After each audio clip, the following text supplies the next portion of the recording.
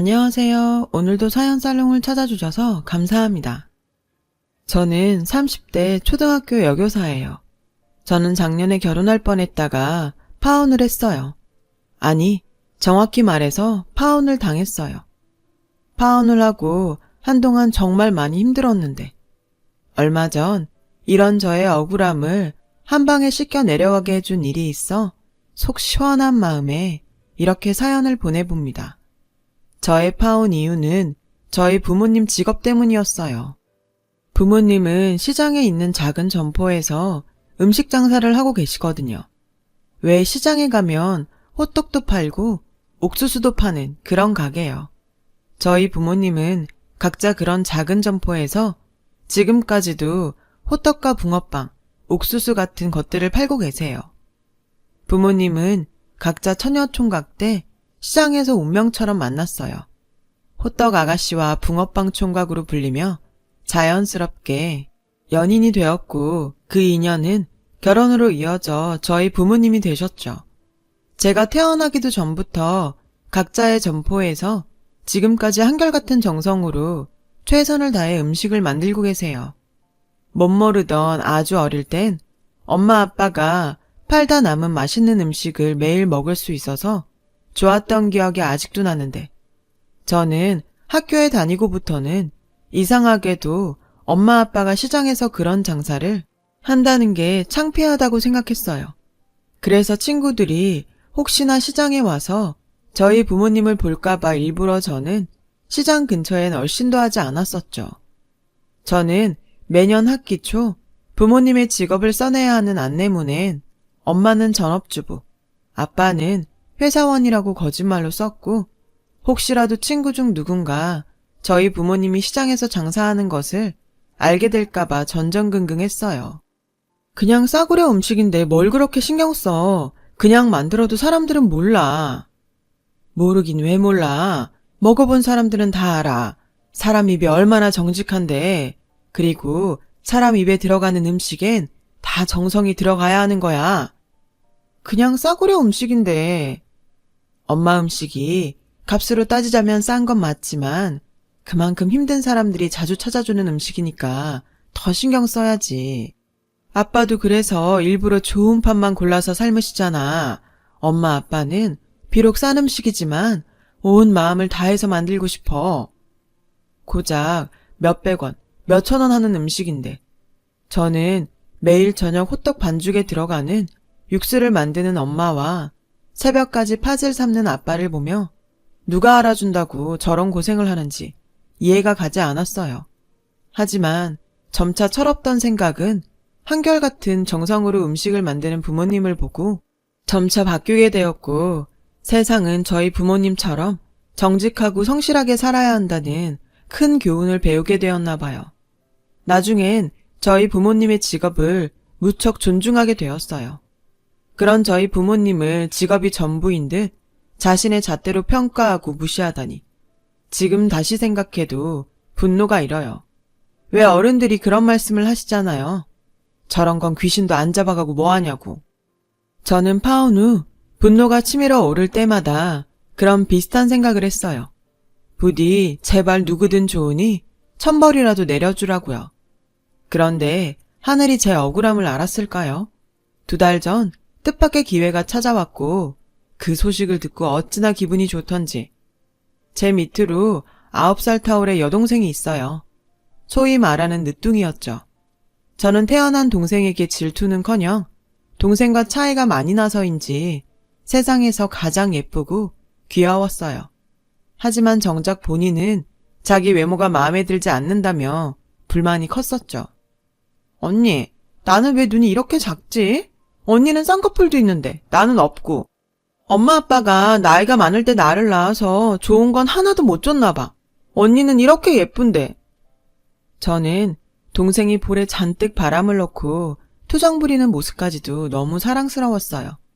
그래서 늘 아냐, 언니 보기엔 우리 유정이가 언니보다 훨씬 예뻐 라고 입에 침이 마르도록 이야기해 주었죠. 하지만 외모에 꽂힌 동생은 제 말이 귀에 들리지 않았고 급기야 수능이 끝나는 날 혼자 겁도 없이 성형외과에 상담을 갔지 뭐예요. 언니, 학교 끝났어? 지금 땡땡땡 성형외과로 와주면 안 돼? 저는 동생의 전화를 받고 무슨 일이지 싶어 동생이 이야기한 성형외과에 급하게 갔어요. 가서는 얼굴에 사인펜으로 잔뜩 그림 같은 게 그려져 있는 동생을 보게 되었어요. 너 얼굴이 왜 그래? 영문을 모르는 저는 동생을 보고 놀라서 물었어요. 그러자 언니, 내가 상담을 받았거든. 마침 수험생 할인도 해준다는데 어떻게 언니가 대신 병원비 좀 내주면 안 될까? 여기 간호사 언니한테 물어봤는데 카드로 결제하면 무이자 할부도 된대. 저는 황당하고 어이가 없었어요. 하지만 제 동생은 제가 결제를 해줄 거라고 믿었는지 잔뜩 기대하고 서 있더군요. 저는 가방에 있던 물티슈를 꺼내 동생의 얼굴을 닦았어요. 그러자 동생은 놀라며 제 손을 붙잡고 하지마, 이대로 수술해야 한단 말이야. 네가 수술할 데가 어딨어. 언니가 말했지. 넌 충분히 이쁘다고. 그러니까 얼른 지우고 집에 가자. 싫어, 나 오늘 수술할 거야. 몇 달만 지나면 20살이 되는 동생은 마치 9살 아이처럼 저에게 떼를 썼어요. 그때였어요. 저와 동생의 소란에 진료실에 있던 남자 의사가 걸어 나왔습니다. 선생님, 오늘 수술할 수 있죠? 저는 동생의 말을 듣고 남자 의사를 불쾌하게 쳐다봤어요. 저 의사가 내 동생 얼굴에 그림 같은 것을 그리고 수술이란 바람을 넣지만 않았어도 일이 이 지경까지 가지 않았을 테니까요. 남자 의사는 동생과 저를 번갈아 봤어요. 그리고 사태 파악을 했는지 그제야 동생에게 이렇게 말하더라고요. 오늘은 안 되지. 선생님 퇴근도 해야 하고. 아까는 야간 수술도 가능하다고 하셨잖아요. 그건 의사는 우물쭈물 야간 수술 접수가 끝났다는 등 어설픈 핑계를 댔어요. 동생은 입이 대빨 나왔지만 사태는 그렇게 수습이 되는 듯 했습니다. 야, 아무리 예뻐지고 싶어도 그렇지. 시험 끝났다고 돈도 없이 바로 성형외과에 가냐? 넌 잘못될까봐 겁도 안 나? 저는 집에 오는 내내 동생에게 잔소리를 했죠. 동생은 삐졌는지 저에겐 아무 말도 하지 않았고 연신 뒤통수만 보여줬어요. 장사를 마치고 돌아오신 부모님은 퉁퉁 부어서 아무 말도 하지 않는 동생을 보시곤 시험을 망쳐서 기분이 좋지 않은지 걱정을 하셨죠. 저는 그날 저녁 곰곰이 생각했어요. 가지 말라고 한들 동생이 말을 들을 것 같지 않았거든요. 그렇게 저희 걱정은 곧 현실이 되었어요. 학교 수업을 마치고 퇴근 준비를 하는데 모르는 번호로 문자가 한 통 왔어요. 문자의 내용을 읽어보니 동생이 또 성형외과에 찾아갔더라고요. 이번엔 병원비를 분납할 수 없냐고요. 저는 문자가 찍힌 번호로 연락을 했어요. 번호의 주인은 그날 봤던 남자 의사였고 저희는 그렇게 동생 때문에 몇 차례 연락을 주고받게 되었어요. 제가 부탁이 하나 있는데요. 뭐죠? 제 동생이 다시 병원에 오면 수술까지는 필요 없고 잘 가꾸면 지금보다 훨씬 예뻐질 거라고 좋게 얘기 좀 해주세요. 저는 꽤 진지하게 부탁했어요.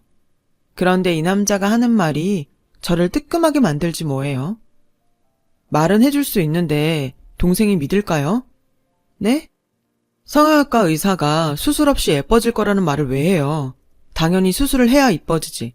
그건 가영씨가 애들한테 공부 안 해도 공부 잘할 수 있다고 말하는 거랑 같은 거잖아요. 듣고 보니 맞는 말이었어요. 다른 사람도 아니고 성형외과 의사한테 그런 부탁을 한 것이 갑자기 창피했죠. 그 후로 몇 차례 연락을 더 주고받았고 제 친한 교사들은 신기한 인연이라며 이참에 한번 잘해보라고 저를 놀리듯 말했는데 좁은 학교에선 어느새 제가 성형외과 의사와 연애를 한다는 소문이 돌기 시작했어요. 제가 아무리 아니라고 말해도 주변에선 믿지 않았죠. 제가 가르치는 아이들까지도 선생님 요즘 연애하세요? 라며 소문은 걷잡을 수 없이 번져갔어요. 사태가 심각해지니 저는 그냥 헛소문이 사라지길 바라며 포기했습니다. 시간이 지나 점차 소문이 잠잠해질 때쯤 저는 정말로 그 의사 남자에게 정식으로 사귀어보자고 고백을 받았어요. 처음엔 얼떨떨했는데 이 남자가 참 젠틀하더라고요. 교사가 되고 종종 주변에서 소개팅이나 맞선 같은 자리를 주선해서 남자를 만난 적이 몇 번 있었는데 솔직히 비교가 안 됐어요. 그래서 저와 그 남자는 소문처럼 진짜 연인이 되었고 저의 연애는 큰 어려움 없이 서로를 존중하며 1년이란 시간을 함께 보냈어요. 연애를 하면 사람이 조금 달라지는 게 맞는지 눈치 빠른 동생이 눈치를 채면서 저희 가족은 제가 연애를 한다는 것을 모두 알게 되었어요. 제 동생은 자신이 다녀온 병원 의사와 연애를 하는 저를 가장 많이 반겼어요. 그럼 언니가 그 쌤이랑 결혼하면 나 수술 공짜로 할 수 있는 거야? 공짜는 무슨? 승규 씨는 페이닥터야. 너 혹시라도 꿈꾸지 마. 치, 거기 원장인 줄 알았더니 페이닥터였어? 페이닥터면 어때? 자기 일만 잘하면 됐지. 철없는 동생에게 어쩌다 보니 남자친구를 두둔했고 저희 부모님은 홍기가 찬 제가 그것도 의사인 남자와 연애를 한다며 내심 기뻐하셨어요. 페이닥터면 어때? 사람만 반듯하면 됐다. 의사 공부하느라 얼마나 고생했겠어. 이 사람이? 우리 딸은 뭐 교사 되려고 고생 안 했나? 우리 딸도 어디 내놔도 꿀리지 않지. 외모도 훌륭하고 요즘은 교사가 신부감으로 1등이래. 저희 부모님은 저와 남자친구를 서로 고생했다며 치켜 세웠고 그 모습을 보는데 기분이 나쁘지 않았어요. 제가 생각해도 저랑 남자친구는 직업만 놓고 봤을 때 조합이 나쁘지 않다고 생각했거든요. 그리고 그 생각은 남자친구도 마찬가지인 듯 했어요. 남자친구의 집에서도 만나는 여자가 초등학교 교사라고 하니 나쁘지 않다고 하셨다고 들었거든요. 그땐 몰랐어요. 나쁘지 않다는 건 좋지도 않다는 것을요. 그냥 정말 말 그대로 제 직업이 딱 나쁘지 않았던 거였어요. 저희는 2년 정도 남들 같은 연애를 했어요. 둘 다 결혼 정년기라 만나면서 자연스럽게 결혼 이야기를 나눴고 저희 부모님은 마음이 급하신 듯 집에 남자친구를 데려와 같이 식사라도 한번 하자고 하셨죠. 남자친구는 좋다고 했어요. 남자친구와 저희 가족의 만남은 금방 이루어졌고 인사를 온 남자친구는 처음 방문한 저희 집을 두리번거렸어요. 남친의 모습에 저와 저희 엄마는 은근 무슨 검사라도 받는 듯 긴장을 했고요. 사실 저희 집이 오래된 1층짜리 단독주택이에요. 이미 이사를 왔을 때부터 저희 집은 지어진 지 20년이 넘었었고 그 해에는 40년이 넘어가고 있었죠. 그리고 집안의 살림도 상황은 크게 다르지 않았어요. 보기엔 확실히 집은 오래되고 낡은 느낌이 강했어요. 평소엔 모르고 살았는데 남자친구를 집에 데려오니 별것들이 다 눈에 들어와 심란하더라고요. 하지만 남자친구는 저희 집에 대해 아무 말도 하지 않았어요. 오히려 저희 엄마가 해준 음식이 맛있다고 싱글벙글이었죠. 남자친구가 저희 집을 보고 실망했을까봐 은근 걱정했는데 남친의 반응에 마음이 놓였어요. 그리고 그 후 저희 집에서는 거의 제가 이 사람과 결혼한다는 것이 기정사실처럼 여겨졌어요. 그리고 얼마 후 저도 남친 집에 인사를 가게 되었어요. 그날은 남자친구의 홀어머니를 뵐 생각에 옷과 화장에 잔뜩 신경을 쓰고 꽃다발까지 준비했는데 남자친구는 자기 집 앞에서 저에게 전혀 생각하지 않았던 말을 꺼냈어요. 있잖아, 사실은 내가 자기 부모님 직업을 거짓말했어. 남자친구는 자기 엄마에게 저희 부모님이 카페 프랜차이즈 사업을 하고 계신다고 거짓말을 했다고 하더라고요. 저는 그 말을 듣고 어이가 없고 화가 났어요. 저도 뭐라 할 처지는 아니지만 남자친구의 집이 그리 썩 풍족하진 않다고 들었거든요. 저는 모르면 몰라도 적어도 그런 재산이나 조건으로 이렇게나 마음을 다칠 거라고는 생각도 하지 못했어요. 그래서 불쾌한 마음에 그냥 가겠다고 돌아서니 어머, 닥터강, 우리 아들 벌써 왔어. 어서 와요. 내가 우리 승규 엄마예요. 반가워요. 그의 어머니가 케이크를 사들고 저희 쪽으로 걸어오지 않겠어요.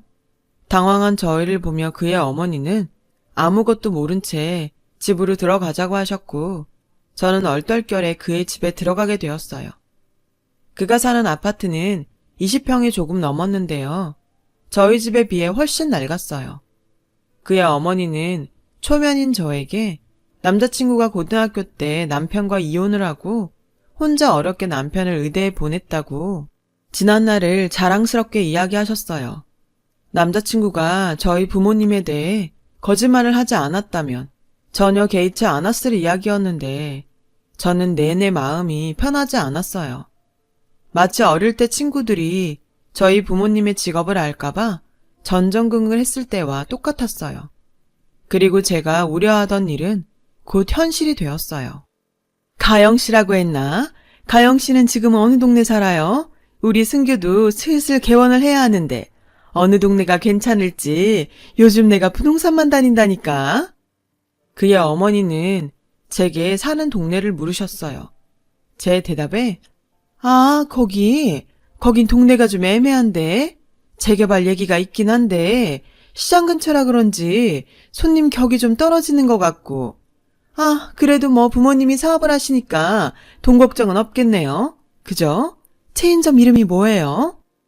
저는 그의 어머니 말에 목구멍에 가시가 박힌 듯 불편했어요.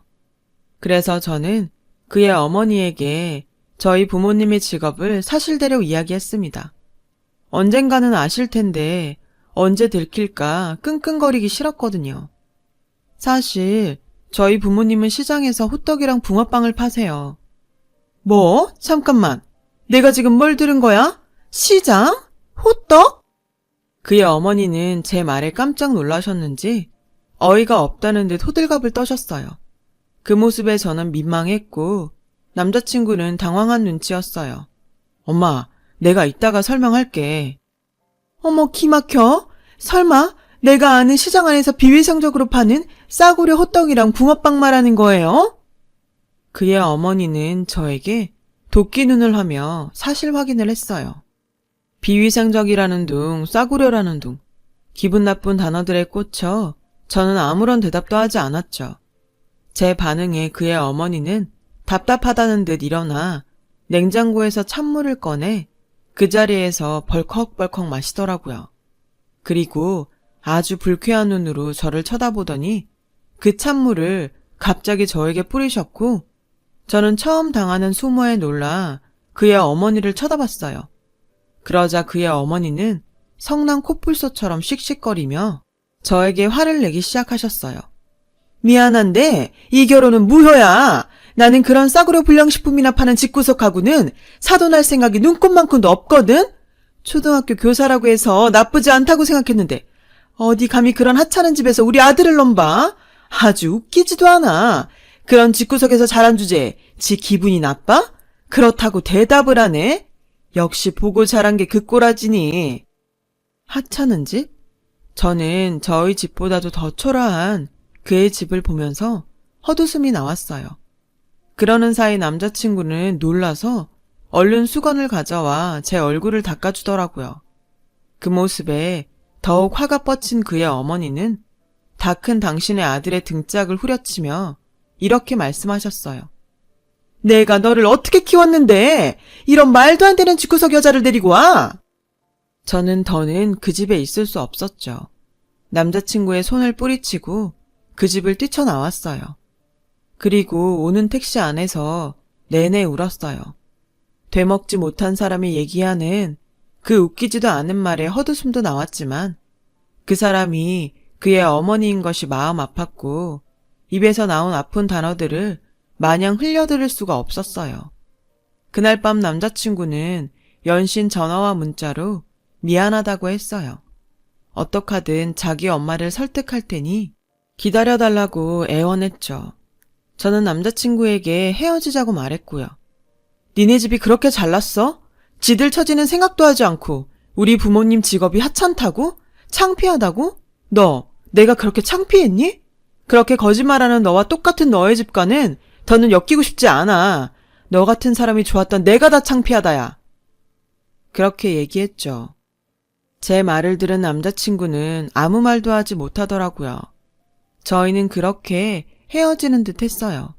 그러던 어느 날 퇴근하고 집에 돌아오니 어쩐 일인지 엄마가 평소보다 빨리 가게를 접고 집에 들어와 누워 계셨어요.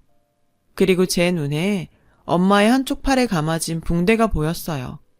엄마, 팔이 왜 이래? 별거 아니야. 엄마는 다친 팔을 숨기며 말씀하셨어요.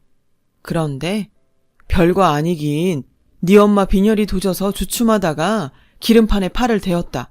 당신, 내가 아까 얼마나 놀랐는지 알아? 화상이 심해서 흉질지도 모른다잖아. 당신은 애한테 뭘 그렇게 자세히 말해. 엄마 괜찮아. 그리고 뭐 다 늙은 여자 팔을 누가 보나. 흉져도 돼. 일하다가 다치는 건 훈장이라고 했어. 괜찮아. 저는 연신 괜찮다고 말하는 엄마를 보며 속이 상해 울컥했어요. 그러자 엄마는 당황하며 저에게 뭘 이런 걸로 울어. 엄마 정말 괜찮아. 라며 저를 달래셨고 저는 그날 밤 화상 자국 지우는 시술에 대해 인터넷으로 이것저것을 알아봤어요. 그리고 며칠 후 저는 뜻밖의 전화에 퇴근 시간도 되지 않았는데 헤어진 남자친구의 병원으로 뛰어가게 되었어요. 제가 병원에 도착하니 제 동생이 저희 엄마의 팔을 남자친구에게 보여주고 있었어요. 야, 너 언니한테 말도 안 하고 엄마를 여기 데려오면 어떡해? 깜짝이야. 뭘 그렇게 소리를 질러? 자기 남친이 성형외과 의사인데 언니 너는 엄마 팔도 안 보여주고 뭐 했냐? 아직 저와 남자친구가 헤어졌다는 것을 모르는 동생은 저에게 서운하다는 듯 말했고 엄마는 휴기진 자신의 팔을 헤어진 남자친구에게 보여주며 연신 민망한 듯 시선을 어디에 둘지 몰라 하셨어요. 아무튼 일단 나가자. 나가서 얘기해 엄마. 나가자. 저는 엄마와 동생을 데리고 최대한 빨리 그곳에서 나가려고 했어요. 괜찮아. 내가 이 정도는 해드릴 수 있지. 너무 그러지 마. 헤어진 남자친구는 저를 말리며 저희 엄마 팔의 흉터를 꼼꼼히 살폈어요. 미안해요. 괜히 내가 여기까지 와서 곤란하게 했나 봐요. 하나도 안 곤란해요. 요즘은 화상흉터 지우는 거 어렵지도 않고 이 정도면 수술까진 안 해도 될 것 같아요. 시간은 좀 걸리겠지만 계속 치료받으시면 많이 좋아지실 거예요. 어머, 다행이네. 솔직히 말은 안 했어도 걱정했거든. 결혼도 하기 전에 내가 벌써 의사 사위 덕을 보네. 저희 엄마의 사위라는 말에 저는 마음이 불편했어요. 그리고 마치 제 예감이 맞았다는 듯 다신 보고 싶지 않았던 그의 어머니를 병원에서 보게 되었습니다. 어머, 이게 다 뭐야? 그리고 뭐? 사위? 엄마, 연락도 없이 갑자기 여긴 왜 오셨어요? 내가 내 아들 보려고 왔는데 연락해야 하니? 다신 볼 일 없을 줄 알았는데 이 끈질긴 거지 같은 사람들은 다 뭐야? 저는 아무런 거리낌 없이 막말을 쏟아내는 그의 어머니 앞에 더는 가만히 있고 싶지 않았어요. 그래서 거지 같다니요. 말씀 가려서 하세요. 그래? 듣기는 싫은가 보네. 그럼 여길 오지 말았어야지. 헤어졌으면 그만이지. 뭔 덕을 보겠다고 여길 와? 염치도 없어 정말. 가영아, 이게 다 무슨 말이니? 너 헤어졌어? 이봐요, 호떡 아줌마. 전 그쪽 같은 집안이랑 엮이고 싶지 않으니까 당장 나가세요. 저희 엄마는 그의 어머니의 몰상식한 태도에 놀라서 손을 부들부들 떠셨어요. 그 모습에 화가 난 저는 태어나 처음으로 저보다 나이 많은 어른에게 핏대를 세우며 목소리를 높였습니다. 누가 들으면 이 병원 아줌마 아들 건 줄 알겠네요. 저도 당신 같은 몰상식하고 무식한 집안이랑 어쩌고 싶은 생각 없어요. 붙잡아도 나갈 거고 있으라고 사정해도 나갈 거니 비키기나 하세요. 뭐? 어디 선생이라는 게 말본새 좀 봐? 저는 더는 대꾸도 하지 않고 저희 엄마를 데리고 병원을 나왔고 저희 엄마와 동생은 병원을 나오고 나서도 꽤 충격받은 듯 넋을 놓고 있었어요. 영문을 모르는 아빠는 무슨 일이 있었냐며 답답해 하셨지만 차마 병원에서 있었던 일을 말할 순 없었어요. 그저 제가 죄인이다 싶은 마음뿐이었죠. 엄마는 충격의 후유증으로 3일 연속 장사를 나가지 못했어요. 그러던 중 전화 한 통을 받고 엄마는 다음 날 나갈 채비를 하셨어요. 어디가? 장사 나가게? 더 쉬지. 부동산에서 시장 입구 건물에 월세 계약하러 사람이 온대. 거기 가게 나갔어? 사실 너 결혼하면 결혼 자금으로 쓰려고 미안하지만 빼달라고 했지. 아빠 건물에 마침 자리도 있고 해서 좋게 말했더니 옮겨줬어. 괜히 그분들한테 죄송하네. 어쩔 수 없지. 엄마는 앞으로 너랑 유정이 생각해서 이제 장사 그만둘 거야. 어디 번듯한 가게 차려서 남들이 니네들 무시 못하게 할 거야. 엄마는 제 결혼이 엎어진 이유가 당신 때문이라고 생각하는 듯 했어요. 그 모습을 보는 저는 자식으로서 정말 그런 남자와 결혼을 하려고 했다는 것이 뼈저리게 후회됐고요. 저는 엄마의 상태가 불안해 함께 가겠다고 따라 나섰고 엄마는 괜찮다고 하셨지만 때마침 학교가 방학이라 시간도 많아 저는 함께 가겠다고 고집을 피웠죠.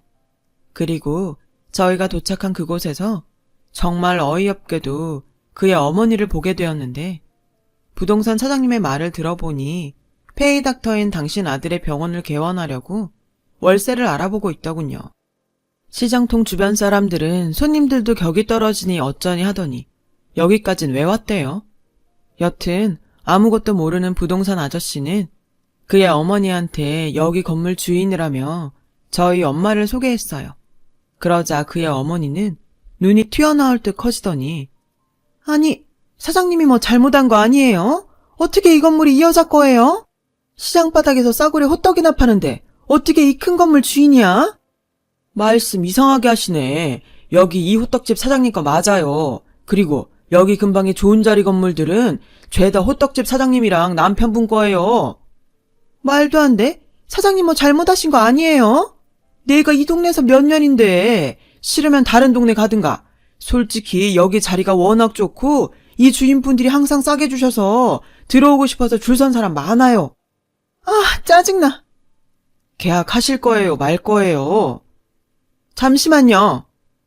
그의 어머니는 똥 씹은 얼굴로 저와 저희 엄마가 있는 곳으로 다가왔어요. 저는 저희 모녀 앞으로 다가온 그의 어머니를 보며 고소하다는 듯 이렇게 말했죠. 하필 이런 집구석이 이 건물 주인이라 어째요? 다른 사람들한테는 월세 줘도 아줌마한텐 절대 안 줘요. 저기, 그래, 툭 까놓고 내가 미안하다. 솔직히 난 니네 집이 이렇게 건물이 많은지 몰랐잖니? 내가 알았으면 그렇게 했겠어? 너는 왜 친정 마련 안에서 문제를 이렇게 어렵게 만드니? 사돈, 그때는 제가 정말 죄송했어요. 그냥 다 잊고 우리 처음부터 다시 이야기해봐요. 저는 얼굴을 싹 바꾸고 저에게 살랑살랑 웃는 그의 어머니라는 여자를 보니 참았던 화가 치밀어 올라 이렇게 큰 소리를 쳤어요. 뭐라는 거야? 건물이 있건 없건 달라지는 건 없어요. 돈 한 푼 없는 그지 집안인 줄 알았다가 이제 돈 좀 있어 보이니까 아까워요? 본인도 집불 가진 거 없으면서 잘난 의사 아들 팔지 말고 인생 똑바로 사세요. 저희 커져가는 목소리에 저희 엄마는 이제 그만하라는 듯 제 옷자락을 잡아당기시며 가영아 그만해라 하며 나가자고 하셨어요. 다급해진 그의 어머니는 지난번에는 정말 죄송했어요.